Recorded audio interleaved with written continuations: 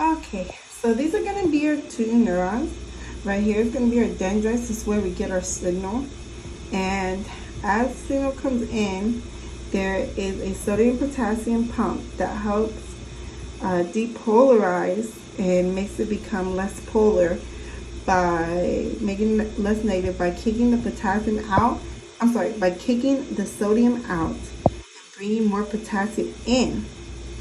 Now, that helps create a current that travels down the axon hillock, and if it's strong enough, then it makes its way down here into the axon, and then the signal travels down to the axon terminals.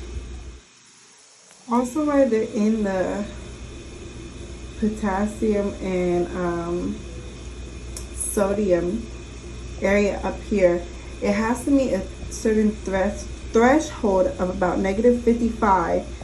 So when that happens, there's these doors that kind of open and it lets sodium in while also letting potassium in, but lets it in more slowly than it does the sodium. Okay, so the EPOS is gonna be when the dendrite comes in and there's an increase of potassium, and it helps depolarize in here.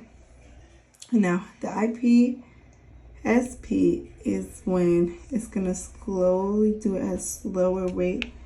It's not as fast as the EPSP.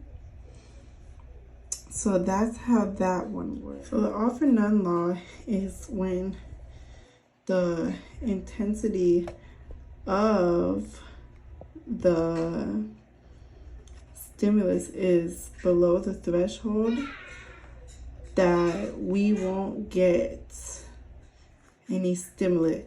However, if the nerve, the dendrites are stimulated, that it's gonna give the highest response that it can give. The presynaptic neuron is when the signal is going to get transmitted towards where the synapse is.